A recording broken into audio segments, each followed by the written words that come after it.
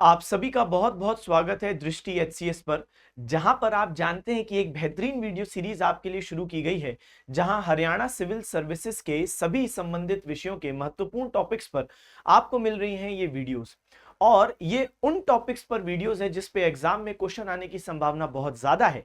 और इस video series से उन बच्चों को तो लाभ होगा ही जो कि Haryana civil services exam 2027 target कर रहे हैं, लेकिन इसके साथ साथ वो बच्चे जो अन्य प्रतियोगी परीक्षाओं को टारगेट कर रहे हैं उनको भी मिलेगा बहुत फायदा।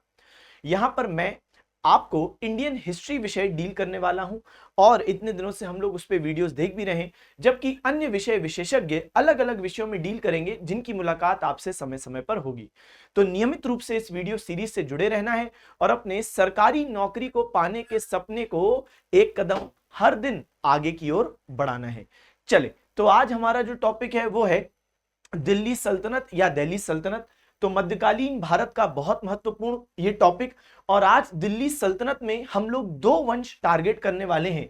एक जिसको हम लोग कहते हैं गुलाम वंश, यानी कि जिसको हम इंग्लिश में कहेंगे स्लेव डायनेस्टी, और जो दूसरा वंश है जिसको हम लोग कहेंगे खिलजी वंश। तो गुलाम वंश और खिलजी वंश, ये दो वंश हैं जो कि आज हम लोग टारगेट करने वाले हैं।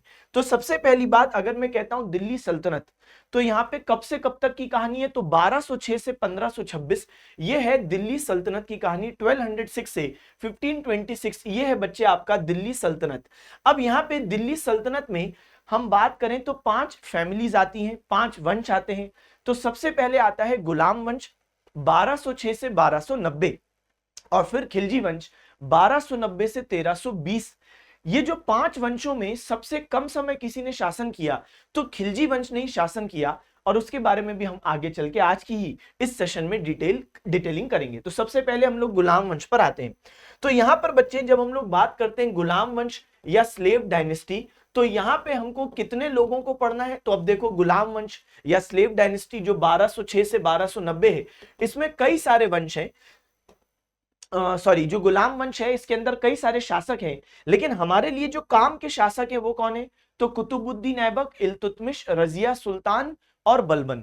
तो ये हैं जो कि हमारे लिए काम के शासक हैं, जहां पे एग्जाम में प्रश्न बनता है। बीच बीच में कुछ कमजोर शासक आते हैं, उनका कोई विशेष उपलब्धि होता नहीं है, और यहां पर जो ये 4 आपको रेड कलर में हाईलाइटेड दिख रहे हैं, यहां से प्रश्न बनता है।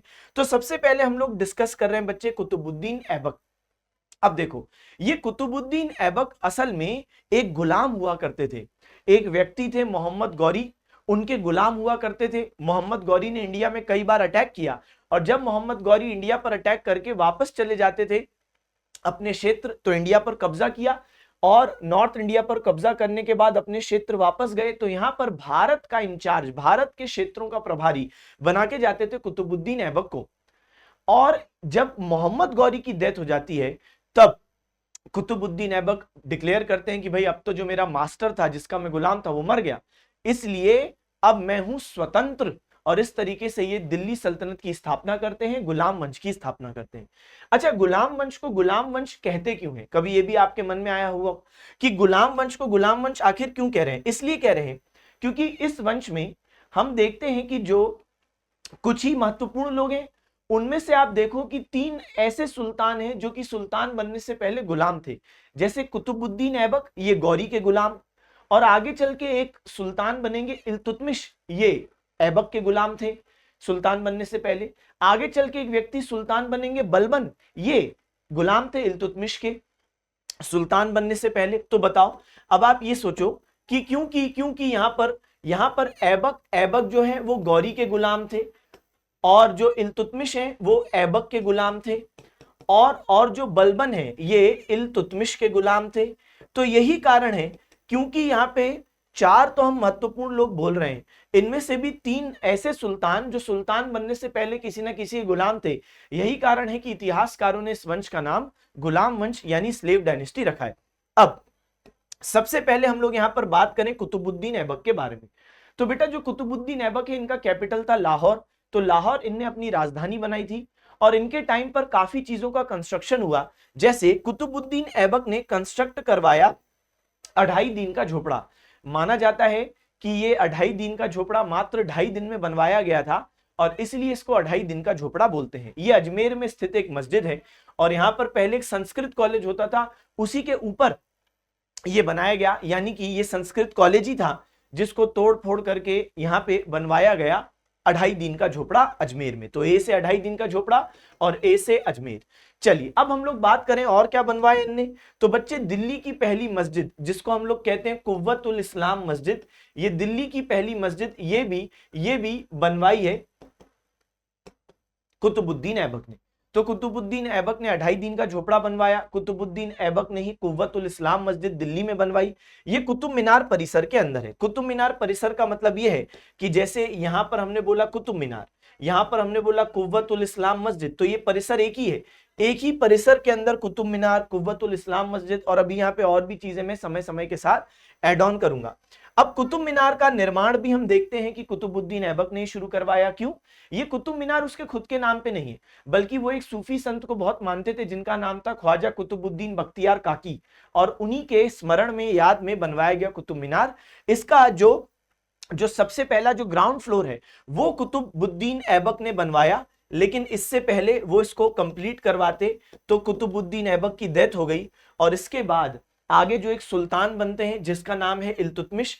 तो इल्तुतमिश बच्चे फ्लोर नंबर जो हम देख रहे हैं बाकी के जो हैं, जैसे first, second, third, fourth, fifth, तो सेकंड, थर्ड और फोर्थ, तो यहाँ पे 3 माले इल्तुतमिश ने बनवाए। जबकि जो 5वां है वो आगे चल के तुगलक वंश एक दिल्ली सल्तनत में आता है, उसमें एक रूलर होते हैं फिरोज शाह तुगलक। तो ये जो फिरोज शाह तुगलक होते हैं बच्चे, ये हम देखते हैं कि कुतुब मीनार का जो 5वां फ्लोर है उसका निर्माण करते हैं। तो कुतुबुद्दीन ऐबक के क्या निर्माण हो गए मैंने बता दिया। एक तो 2.5 दिन का झोपड़ा, इसके अलावा कुव्वतुल इस्लाम मस्जिद, फिर हमने बोला कुतुबुद्दीन बख्तियार काकी के स्मरण में कुतुब मीनार। अब ऐबक को लाख बख्श यानी लाखों का दानी भी कहा जाता है क्योंकि इन्होंने लाखों रुपए दान किए। फिर पील बख्श यानी हाथियों का दानी, पील मतलब होता है हाथी, तो हाथियों का दानी भी इसको कहा जाता है। इसके अलावा कुतुबुद्दीन ऐबक को कहा जाता है हातिम द्वितीय। असल में एक अरबी राजकुमार थे हातिम, जिस पर आपने देखा होगा, मूवी भी बनी है जितेंद्र साहब की हातिम ताई, एक बचपन में शो भी आता था हातिम आता था, आपने देखा होगा हातिम होबो। तो ये क्या है? तो ये हातिम असल में एक अरबी राजकुमार जो माना जाता है बहुत नेक दिल थे, और इसलिए क्योंकि कुतुबुद्दीन ऐबक को भी उस समय के विद्वानों ने बहुत नेक दिल बताया है, इसलिए इसको हातिम द्वितीय का दर्जा दिया है। इसके अलावा इनको कुरान खां भी कहते हैं। कुरान खां का मतलब होता है कुरान का ज्ञाता, यानी जिसको कुरान की बहुत अच्छी नॉलेज है, यानी जो विद्वान है कुरान का। फिर ऐबक एक बार चौगान या हॉर्स पोलो खेल खेल रहे थे। तो ये जो हॉर्स पोलो खेल या जो चौगान होता है, इस पे घोड़े पर आप बैठे हो और नीचे आपको एक बॉल है और भी कंपिटिटर्स हैं और आप गोल कर रहे हो, जैसे फुटबॉल में गोल करते हैं तो यहाँ पर इस पे भी गोल किया जाता है। लेकिन माना जाता है 1210 में जब ऐबक खेल रहे थे चौगान, तो एक गद्दार सैनिक था, उसको मार के उसकी खोपड़ी से खेल रहे थे चौगान, और तब किसी कारणवश जो घोड़ा है उनका उसका पैर उस खोपड़ी पे आता है, घोड़ा फिसल जाता है, और जिसकी वजह से ऐबक सर के बल गिरते हैं और उनकी मृत्यु हो जाती है। तो सैनिक की लगी हाय और ऐबक ने दुनिया को बोल दिया बाय बाय। इस तरीके से बच्चे हॉर्स पोलो या चौगान खेलते समय कुतुबुद्दीन ऐबक की डेथ हुई। अब कुतुबुद्दीन ऐबक के बाद हम क्या देखते हैं, आगे एक इंपॉर्टेंट व्यक्ति आते हैं, इल्तुतमिश। अब सुनो, ऐबक ने अपनी बेटी की शादी इल्तुतमिश से करवाई थी। अब आप सोचो, ये बात गुलाम से शादी करवाई। असल में उस टाइम पर गुलाम लोग सुल्तान के बहुत क्लोज रहते थे, 24 घंटे साथ रहते थे, इसलिए कई बार घर परिवार वालों से ज्यादा कोई विश्वास पात्र बन जाता था तो वो होता था आपका गुलाम। इसलिए गुलाम पर इतना विश्वास हो जाता था कि अपनी बेटी की शादी करवा रहे हैं, और इनको गुलाम के जो ये गुलाम थे उनको उससे मुक्त कर दिया कि अब तुम गुलाम नहीं हो और अब तुम मेरे दामाद हो। और आगे चल के हम देखते हैं कि इल्तुतमिश सुल्तान बन जाते हैं। ठीक है, अब इल्तुतमिश को बोलते हैं रियल फाउंडर। अब देखो, ऐबक कौन है बच्चे? ऐबक को बोलते हैं दिल्ली सल्तनत का संस्थापक या गुलाम वंश का संस्थापक यानी फाउंडर। लेकिन इल्तुतमिश को क्या बोलते हैं? वास्तविक संस्थापक। वास्तविक संस्थापक क्यों बोलते हैं बच्चे इसको? रियल फाउंडर इसको क्यों बोलते हैं? इसलिए बोलते हैं क्योंकि इल्तुतमिश ने ऐसी कई सारी चीजें की जिससे दिल्ली सल्तनत, जिससे गुलाम वंश सालों साल चल सके, स्लेव डायनेस्टी सालों साल चल सके। बहुत सारी नीतियां बनाई जो अभी मैं बताऊंगा, जिससे गुलाम वंश को सशक्त किया, इसलिए इनको बोलते हैं रियल फाउंडर। सर कुछ चीजें इनके बारे में बताइए। सबसे पहले इल्तुतमिश का पूरा नाम शमसुद्दीन इल्तुतमिश। इन्होंने ही कैपिटल गुलाम वंश का शिफ्ट किया लाहौर से दिल्ली। ऐबक के टाइम पे लाहौर था, लाहौर से दिल्ली किसने शिफ्ट किया? इल्तुतमिश ने शिफ्ट किया। और यही कारण है कि दिल्ली सल्तनत को दिल्ली सल्तनत कहा जाता है, क्योंकि इनकी राजधानी दिल्ली थी। हालांकि क्षेत्र तो और ज्यादा था, ऐसा नहीं कि दिल्ली सल्तनत के पास केवल दिल्ली था, क्षेत्र तो और ज्यादा था, लेकिन कैपिटल दिल्ली था। तो वो कैपिटल इन्होंने ही बनवाया।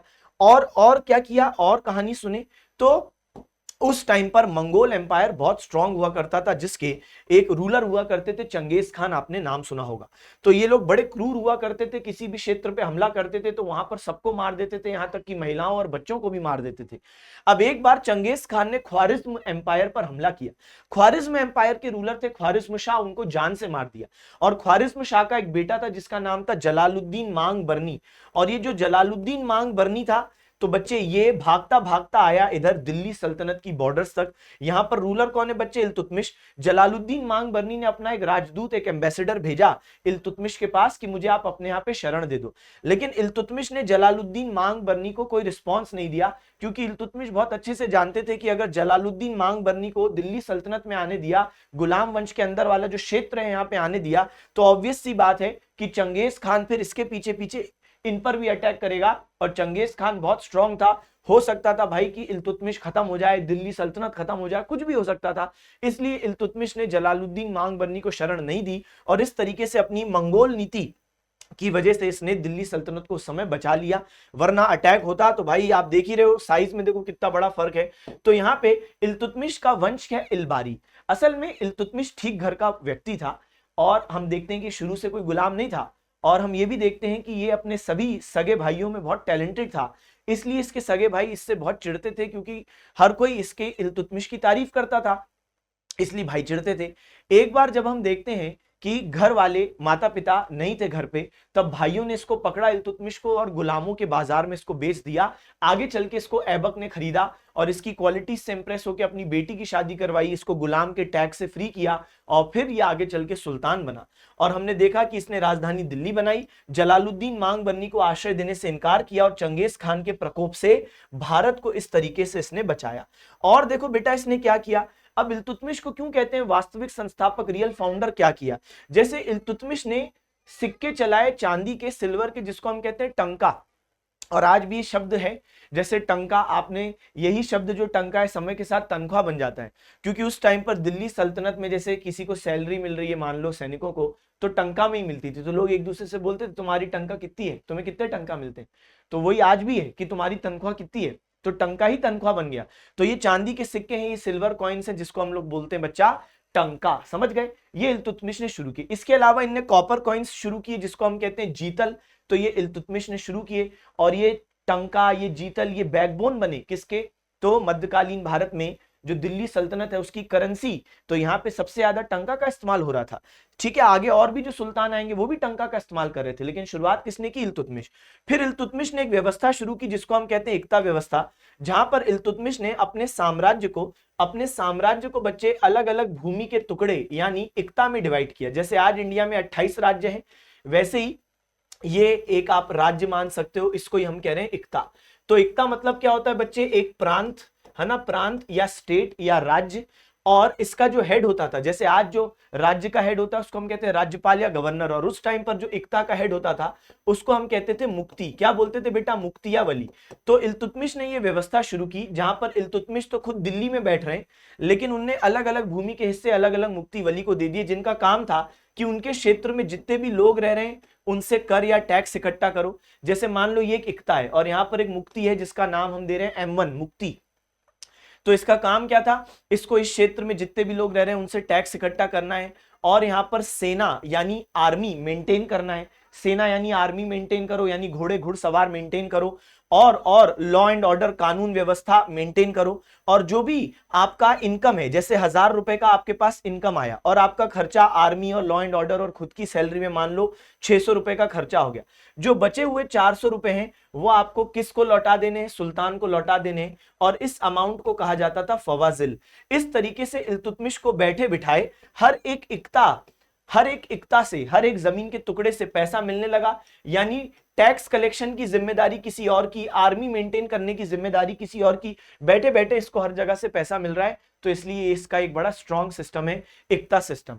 इसके अलावा हम देखते हैं इल्तुतमिश ने और एक समझदारी का काम किया, इनने 40 मंत्रियों का एक समूह बनाया जिसको कहते थे चालीसा या तुर्कान ए चहलगनी, क्योंकि ये 40 तुर्क मंत्री थे, यानी तुर्क क्षेत्र से संबंधित, तो इनको अलग अलग डिपार्टमेंट दे दिए कि तुम ये संभालो, तुम ये संभालो। जैसे आज के टाइम पर प्रधानमंत्री का मंत्री परिषद होता है, काउंसिल ऑफ मिनिस्टर्स, वैसे ही यहाँ पे 40 मंत्रियों का समूह जिसको हम कहते हैं तुर्काने चहलगनी। तो देखो, एकता प्रणाली शुरू की, टंका जीतल शुरू किए, इसके अलावा चालीसा, तुर्काने चहलगनी। इसीलिए दिल्ली सल्तनत का वास्तविक संस्थापक, रियल फाउंडर किसको बोला जाता है बच्चे? तो बोला जाता है इल्तुतमिश को। एक चांदी के सिक्के टंका में 48 जीतल होते थे, ये बात आपको दिमाग में रखनी है। अब इनके बाद हम लोग पढ़ते हैं रजिया सुल्तान। तो देखो, यहां पर कुतुबुद्दीन ऐबक 1206 से 1210, इल्तुतमिश 1211 से 1236 और फिर रजिया सुल्तान 1236 से 1240। तो ये है जो रजिया सुल्तान, पहली और एकमात्र मुस्लिम महिला शासिका। आज तक भारत पर ना इनसे पहले किसी मुस्लिम महिला ने शासन किया, ना इनके बाद। और देखा जाए तो ये बहुत अच्छी शासिका थी, रूल बहुत बेहतरीन फॉलो हुए, लॉ एंड ऑर्डर उस टाइम पर बहुत जबरदस्त था। लेकिन माना जाता है कि रजिया सुल्तान की सबसे बड़ी जो गलती थी वो था इनका महिला होना, क्योंकि ये एक महिला थी, इसलिए उस समय का पुरुष प्रधान समाज, पैट्रियर्कल सोसाइटी एक्सेप्ट नहीं कर पा रहा था एक महिला का रूल, और एक महिला से आदेश उस समय के जो नोबल से अमीर वो लेना नहीं चाह रहे थे, इसलिए इनके खिलाफ उन्होंने गुटबाजी की, षड्यंत्र बनाए, वरना ये बहुत अच्छी एडमिनिस्ट्रेटर थी, अच्छी रूलर थी। तो इनका महिला होना इनके खिलाफ गया। दूसरी बात हम देखते हैं कि कई लोगों ने आरोप लगाए, जो रूढ़िवादी मुसलमान थे, कि भैया आप जो मुस्लिम परंपराएं हैं उनका उल्लंघन करती हैं। जैसे कई बार ये दरबार कंडक्ट करती थी तो बुर्का नहीं पहनती थी, फेस खुला होता था, तो उस समय के कई सारे जो रूढ़िवादी थे लोग मुसलमान, वो क्या बोल रहे हैं, अरे अगर आप ऐसा करोगी तो जो साधारण महिलाएं हैं भाई फिर वो भी ऐसा करेंगी, तो आप गलत कर रही हो। और तीसरी चीज हम देखते हैं याकूत के साथ इनके संबंध। अब असल में याकूत एबीसीनिया का एक व्यक्ति था। एबीसीनिया जो है ये इथियोपिया, आज एक अफ्रीका में देश है ना, इथियोपिया एक देश है अफ्रीका में, उसका ही पुराना नाम है एबीसीनिया। तो यहाँ का एक व्यक्ति था याकूत, तो ये रजिया सुल्तान के दरबार में था, और रजिया सुल्तान ने उसको आमिर ए आखुर बना दिया, यानी हेड ऑफ कैवेलरी, यानी घुड़सवार सेना का प्रमुख। और ये बहुत सारी जो तुर्क लोग हैं उनको ये बात बुरी लगी, क्योंकि जो तुर्क थे, याद है चालीसा इल्तुतमिश ने, रजिया के जो पापा हैं इल्तुतमिश, उन्होंने 40 मंत्रियों का समूह बनाया था। वो सब मंत्री कौन थे? तुर्क मुसलमान। तो उनको बहुत बुरा लगा कि हम तुर्क मुसलमानों को इग्नोर करके एक अफ्रीका से आए व्यक्ति को, एबीसीनिया से आए हुए व्यक्ति को, आप दूर दराज के व्यक्ति को इसको बना रही हो कैवेलरी का हेड, जबकि उस टाइम पर घुड़सवार सेना का जो हेड होता था, यानी बहुत पावरफुल पद था। तो इसलिए उनको बुरा लगा, इसलिए रजिया के खिलाफ बहुत सारे विद्रोह हुए। अल्टीमेटली एक बड़ा विद्रोह कहां हुआ सुनो, तो यहां पर एक भटिंडा क्षेत्र है, यहां का एक गवर्नर हुआ करता था जिसका नाम था अल्तूनिया। तो अल्तूनिया ने रजिया के खिलाफ बच्चे विरोध किया। तब रजिया और याकूत ये लोग गए अल्तूनिया के विद्रोह को दबाने, लेकिन अल्तूनिया ने याकूत की हत्या कर दी और रजिया को बंदी बना लिया और बोला कि अगर बाहर निकलना है जेल से तो मुझसे शादी करनी पड़ेगी। तब रजिया ने अल्तूनिया से शादी कर ली, क्योंकि और कोई ऑप्शन नहीं था। और अब यहां पर दिल्ली खाली हो गया, क्योंकि अल्तूनिया रजिया तो फिलहाल भटिंडा में रह रहे हैं, तो दिल्ली खाली हो गया। इसलिए दिल्ली पर मौका देखकर रजिया के भाई, जिसका नाम था बैरम शाह, उसने दिल्ली पर कब्जा कर लिया। और जब ये बात रजिया और अल्तूनिया को पता चली तो ये लोग भटिंडा से निकले, दिल्ली आए इसको खत्म करने, लेकिन बैरम शाह ने अल्तूनिया को भी मार दिया और रजिया को भी मार दिया। इस तरीके से रजिया की मृत्यु हो गई और रजिया कुछ समय ही शासन कर पाई। तो पहली और एकमात्र मुस्लिम महिला, और हम देखते हैं कि पूर्ण कानून व्यवस्था इनके शासन में थी। मुस्लिम महिलाओं द्वारा पहनी जाने वाली पारंपरिक पोशाक को इन्होंने पहने से त्याग दिया। वे युद्ध में, मैदान में भी जाती थी, अच्छी योद्धा थी। लेकिन मैंने बता दिया कि क्या चीजें इनके खिलाफ हुई। तो याकूत इनके सलाहकार थे, जिनको घुड़सवार सेना का प्रमुख आमिर आखुर बनाया गया। ये बात कई सारे लोगों को अच्छी नहीं लगी।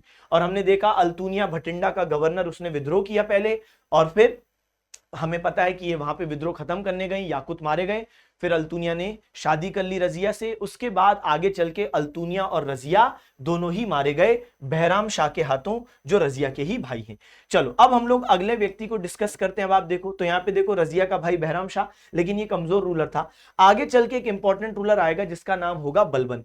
अब मैं अगर बलबन के टाइम पीरियड की बात करूं तो 1266 से 87, ध्यान रखना पूरा। अगर मैं गुलाम वंश की बात करूं तो गुलाम वंश 1206 से 1290, जिसमें 1206 से 10 ऐबक, 1211 से 36 इल्तुतमिश और 1236 से 40 रजिया, और अब 1266 से 87 बलबन। लेकिन बलबन बड़ा ही खतरनाक शासक था। इसने सबसे पहला काम यह किया कि रक्त और लौह की नीति अपनाई। कौन सी नीति? रक्त और लौह। रक्त और लौह का मतलब होता है policy of blood and iron.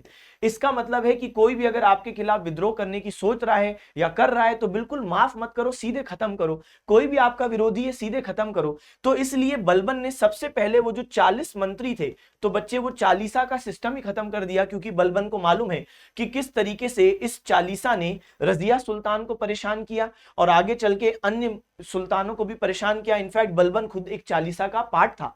Balban असल में 40 मंत्रियों में से एक था। तो बलबन को मालूम है कि किस तरीके से गुटबाजी षड्यंत्र सब बनाए गए। इसलिए बलबन ने सबसे पहले आते से ही चालीसा को ही खत्म कर दिया। तो चालीसा किसने बनवाया? क्वेश्चन पूछे इल्तुतमिश। चालीसा खत्म किसने किया? बलबन ने चालीसा खत्म किया। अब ये जो बलबन है बच्चे, इसने बहुत स्ट्रिक्ट डिसिप्लिन मेंटेन किया।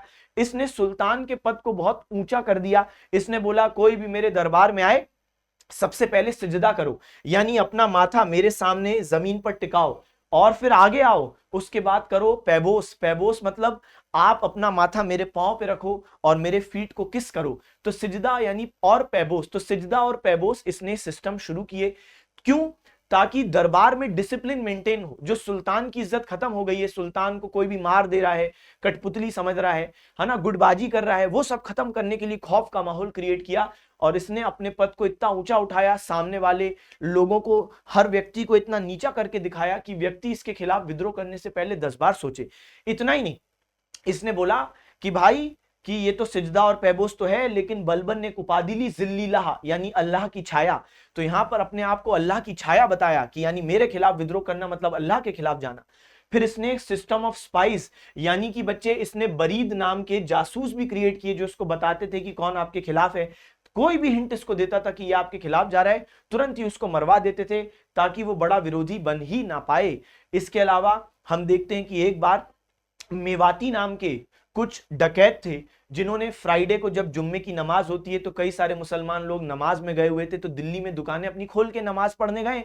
इतने में मेवाती आए और दुकानों को लूटा। अब ये बात बलबन को पता चली, तो बलबन ने अपनी सेना को आदेश दिया कि मेवातियों को ढूंढ ढूंढ के मारो। जंगल के जंगल काट दिए गए और मेवातियों को खत्म किया गया। बताओ, बलबन ने एक नया भारत में नववर्ष शुरू किया, फारसी लोगों का नववर्ष, जो हम लोग कहते हैं क्या, नौरोज। तो पारसी न्यू ईयर आज भी पारसी समुदाय के लोग मनाते हैं। फारस से ये नववर्ष आया है। फारस जो ईरान वाला क्षेत्र है, ईरान का पुराना नाम होता था फारस। तो यहाँ के जो लोग हैं वो एक नववर्ष मनाते थे, नौरोज। वो बलबन ने इंडिया में सेलिब्रेट किया, जहां पर इस दिन वो अपने अधिकारियों को बड़े बड़े महंगे महंगे गिफ्ट बांटता था, ताकि अधिकारी एहसान तले दबे रहे। फिर बलबन ने एक मिलिट्री डिपार्टमेंट भी क्रिएट किया, जिसका नाम है दीवान अर्ज, सैन्य विभाग शुरू किया, जिसका काम था कि सैनिकों को टाइम पर वेतन मिल रहे हैं वो देखो, यूनिफॉर्म मिल रही है देखो, अस्त्र शस्त्र मिल रहे हैं वो देखो, राशन वगैरह टाइम पे मिल रहा है वो देखो। तो बलबन ने दीवान अर्ज ये विभाग भी शुरू किया। इस तरीके से उसने केंद्रीकृत प्रणाली यानी सेंट्रलाइज सिस्टम शुरू किया। तो चालीसा की शक्ति को तोड़ा, सभी विरोधियों को रास्ते से हटाने की नीति अपनाई, बरीद नामक जासूस क्रिएट किए, दीवान अर्ज इनका सैन्य विभाग था, और दीवान अर्ज का जो हेड होता था उसको कहा जाता था अरीज ए ममालिक। तो हो सकता है आपसे एग्जाम में ये क्वेश्चन पूछ ले, तो अरीज ए ममालिक भी दिमाग में रखना। इसके अलावा हमने देखा कि जिल्लिल्लाह, अल्लाह की छाया की उपाधि ली, सिजदा जैसी प्रथा शुरू की, जिसे जमीबोस भी कहते हैं, क्योंकि आपको अपना माथा जमीन पे टच करना है। फिर पैबोस, जहां पे आपको अपना माथा कहां पे टच करना है, सुल्तान के पांव में। पै मतलब पांव, तो यहाँ पे पांव पे टच करना है। नौरोज, ईरानी नववर्ष मनाया। उच्च जन्म या कुलीन जन्म के विचार में दृढ़ता से विश्वास था। बलबन की ऐसी मान्यता थी कि मैं सिर्फ उच्च जन्म, जिनका जन्म बड़े परिवारों में हुआ है, बस वही लोगों को मैं प्रमोट करूंगा, हर किसी को नहीं। एक बार बलबन ने स्टेटमेंट दी थी कि जब भी कोई निचले कुल का व्यक्ति मेरे सामने आता है तो मेरे शरीर में खून की हर एक बूंद उबलती है और मेरे हाथ अपने आप तलवार की तरफ जाते हैं कि मैं उसको मार दूं। तो बलबन को यह विश्वास था, उच्च जन्म, वो खुद भी कहता था मैं भी उच्च कुल का हूं। मेवातियों को नष्ट कर दिया, जो कि लगातार डकैतियां डाल रहे थे, जो मैंने बता दिया आपको। साथ साथ इनने रक्त और लौह की नीति अपनाई। अब यहां पर बलबन के बाद कैकुबाद और क्यूमर्श आते हैं। क्यूमर्श गुलाम वंश के, स्लेव डायनेस्टी के बेटा लास्ट रूलर हैं। तो कोई आपसे पूछे गुलाम वंश का लास्ट रूलर कौन है, तो आप क्या जवाब दोगे, तो आप जवाब दे देना क्यूमर्श। चलो, अब इन लोगों की, कैकुबाद और क्यूमर्श की हत्या कर देगा कौन, तो बलबन की तो नेचुरल डेथ हुई, उसको कौन मारेगा, सब डरते थे। लेकिन आगे चल के कैकुबाद और क्यूमर्श कमजोर थे, इनकी हत्या कर दी जलालुद्दीन खिलजी। और यही जलालुद्दीन खिलजी ने, जिसने हत्या की है बच्चे इनकी, यही बनेंगे अगले वंश के संस्थापक, जो वंश है खिलजी वंश। तो गुलाम वंश 1206 से 1290, इसके बाद बेटा आएगा खिलजी वंश 1290 से 1320, 30 वर्ष इस वंश ने शासन किया। पांचों वंश में सबसे कम टाइम पे शासन खिलजी वंश ही करेगा। इसके फाउंडर का नाम होता है जलालुद्दीन खिलजी। और जलालुद्दीन खिलजी ने एक स्टेटमेंट दी थी कि जो बलबन ने खौफ के माध्यम से लोगों को कंट्रोल में रखा, ये सही नीति नहीं है। लोगों को डरा धमका के आप लंबे समय तक शासन नहीं कर सकते, लोगों का दिल जीतो तब आप लंबे समय शासन कर सकते हो।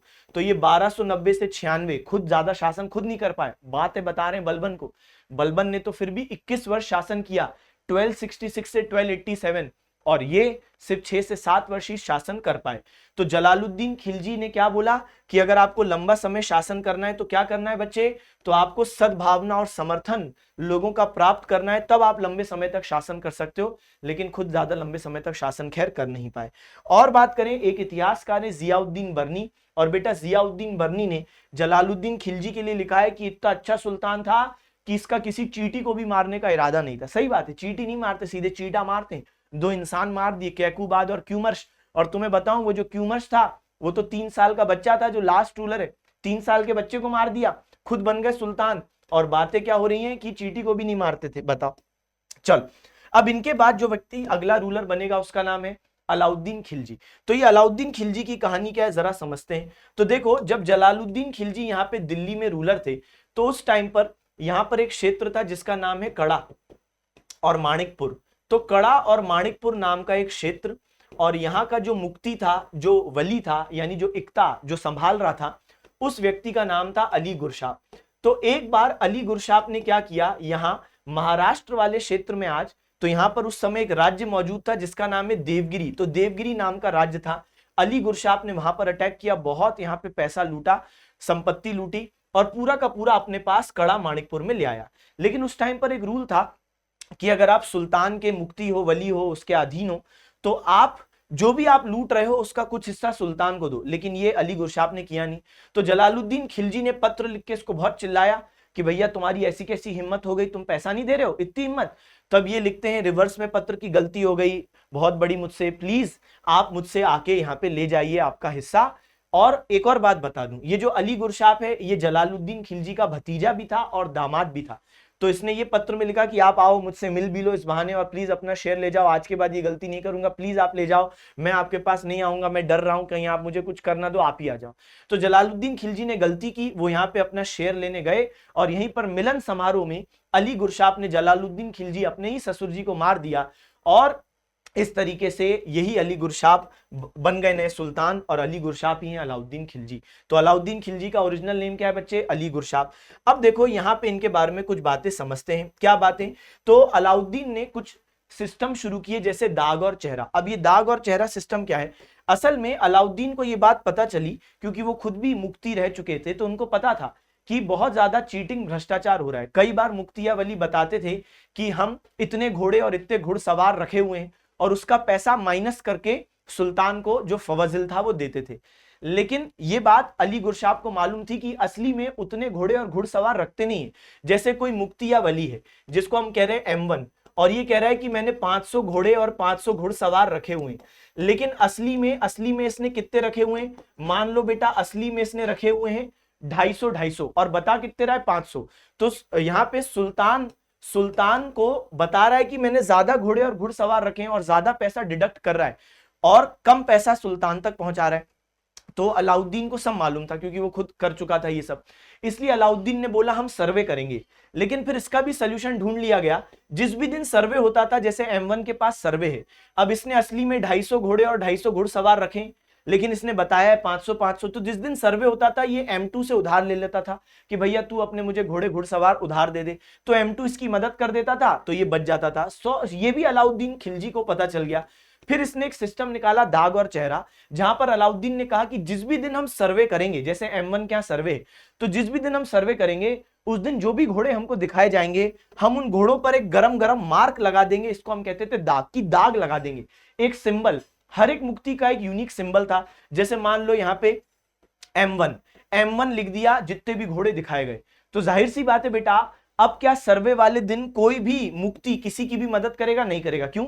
अगर M2 ने अपने कुछ घोड़े इसको उधार दे दिए तो उन घोड़ों पर तो बेटा M1 का साइन लग जाएगा, फिर वो घोड़े M2 के किसी काम के नहीं है, इसलिए अब यहाँ पे लेन देन बंद हो जाएगी सर्वे वाले दिन।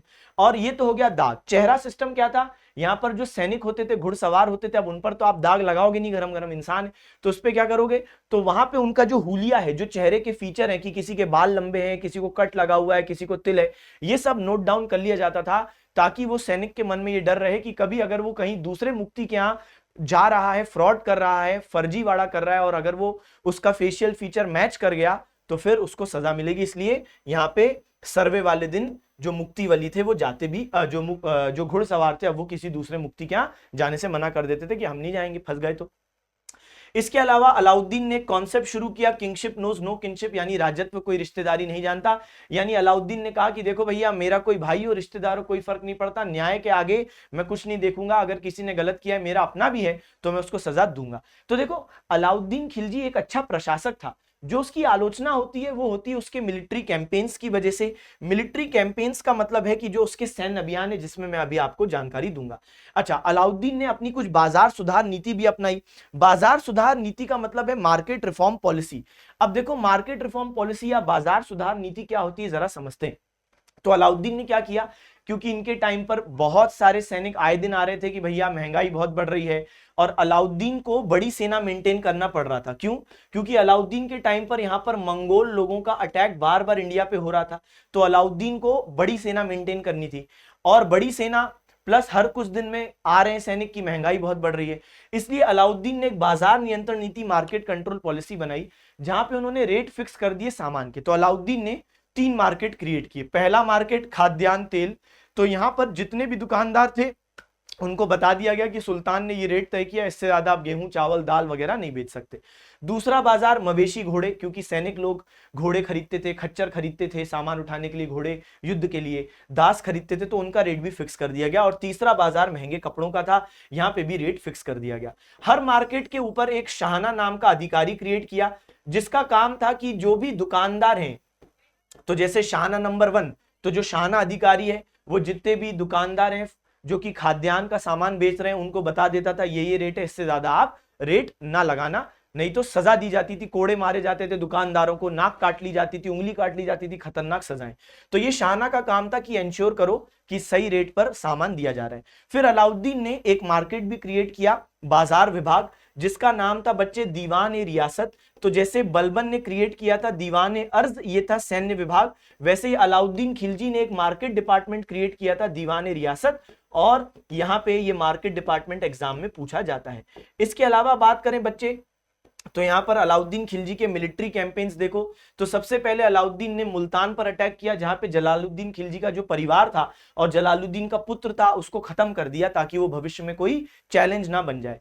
फिर गुजरात पर अलाउद्दीन खिलजी ने अटैक किया बच्चे, और यहाँ गुजरात में जो रूलर थे उनका नाम था कर्णदेव, और उनको हरा दिया, और इस तरीके से गुजरात पर अलाउद्दीन खिलजी का कब्जा हुआ। ये बघेल वंश के थे। साथ साथ यही गुजरात पर हमला करने के दौरान अलाउद्दीन खिलजी को प्राप्त होता है एक गुलाम, जिसका नाम था मलिक काफूर। ये असल में जो मलिक काफूर था ये पहले से ही किसी का गुलाम था, और जिसने इसको पहले खरीदा था 1000 सोनों के सिक्कों में खरीदा था, इसलिए इसको 1000 दिनारी कहा जाता है। तो मलिक काफूर को क्या कहा जाता है? 1000 दिनारी। तो ये गुजरात के अभियान से ही अलाउद्दीन खिलजी की सेना को प्राप्त हुआ, और सेना ने उसको अलाउद्दीन को सौंप दिया। फिर आगे चल के रणथंबोर, तो यहाँ पे अलाउद्दीन अटैक करते हैं, और यहाँ पर एक रूलर होते हैं जिनका नाम होता है हमीर देव। क्या नाम होता है बच्चे? हमीर देव चौहान। यहाँ पर हमीर देव चौहान की भी हार होती है, और हमीर देव चौहान की जो पत्नी और अन्य महिलाएं होती हैं वो जौहर करती हैं। जौहर मतलब अपने सम्मान की रक्षा के लिए सामूहिक रूप से आग में अपने आप को झोंक देना। और पहली बार हमको इसका जिक्र कौन देता है? तो रणथंबोर अभियान में, क्योंकि अमीर खुसरो भी अलाउद्दीन खिलजी के जो दरबारी विद्वान थे ये उनके साथ गए थे। तो अमीर खुसरो ने यहाँ पे जौहर का विवरण अपनी एक पुस्तक में दिया है। तो अपनी पुस्तक में अमीर खुसरो ने बताया है कि यहाँ पे जौहर होता था, उनने आंखों से देखा। इसके अलावा चित्तौड़ 1303, यहाँ पर आपने पिक्चर देखी होगी पद्मावत। तो रावल रतन सिंह यहाँ पे रूलर थे बच्चे, रावल रतन सिंह यहाँ पे रूलर थे, ठीक है। तो वो भी यहाँ पे हार जाते हैं और यहाँ पे उनकी पत्नी जो है पद्मिनी, तो वो कर लेती हैं जौहर। तो यहाँ पे पद्मिनी और अन्य महिलाएं जौहर कर लेती हैं, ठीक है। चलो अब ये तो हो गए आपके मिलिट्री कैंपेन्स इंपॉर्टेंट वाले। इसके अलावा अलाउद्दीन ने मालवा पर भी अटैक किया और जालोर राजस्थान में है, वहां पे भी अटैक किया। मालवा में रूलर थे महलक देव और जालोर में थे कान्हड़ देव, इन पर अटैक किया। खैर अमीर खुसरो के लिए एक इंपॉर्टेंट चीज है बेटा, अमीर खुसरो को तूतिए हिंद बोलते हैं क्योंकि बहुत अच्छे गायक थे। अमीर खुसरो ने ही इंडिया में कव्वाली शुरू की, अमीर खुसरो ने ही इंडिया में गजल शुरू किया, अमीर खुसरो ने ही सितार एवं तबला म्यूजिक इंस्ट्रूमेंट शुरू किए और ये सूफी संत निजामुद्दीन औलिया के शिष्य थे, ये दिमाग में रखना, ठीक है। बाकी अमीर खुसरो ने अपनी पुस्तक खजाइन उल फुतू में रणथंबोर में जौहर का विवरण दिया है। तो पहला हमको क्लियर कट एविडेंस मिलता है। अच्छा, इसके अलावा हम देखते हैं कि अलाउद्दीन ने साउथ इंडिया में भी कैंपेन की। अभी तक तो नॉर्थ की बात थी, जैसे चित्तौड़, रणथंबोर, गुजरात, मुल्तान और मालवा, जालोर, लेकिन साउथ इंडिया में उसने मलिक काफूर को भेजा। अब सोचो, मलिक काफूर गुलाम ये गुजरात से प्राप्त हुआ। अब ये मलिक काफूर अलाउद्दीन का इतना क्लोज हो गया कि आगे चल के अलाउद्दीन ने इसको साउथ इंडिया के कैंपेन्स पे भेजा। देवगिरी महाराष्ट्र के यादव लोगों को हराया मलिक काफूर ने।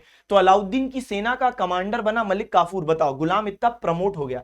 फिर द्वार समुद्र कर्नाटक के होयसाल वंश को हराया, मदुरै को हराया। सबसे ज्यादा जो पैसा जो संपत्ति प्राप्त की बच्चे किसने, तो यहाँ पे मलिक काफूर ने। तो वो मदुरै के शासकों से उसने सबसे ज्यादा संपत्ति प्राप्त की, ठीक है। तो यहाँ पर देखो अलाउद्दीन खिलजी को इन क्षेत्रों से बहुत धन प्राप्त हुआ और सबसे अधिक लूट मदुरै राज्य से प्राप्त हुई।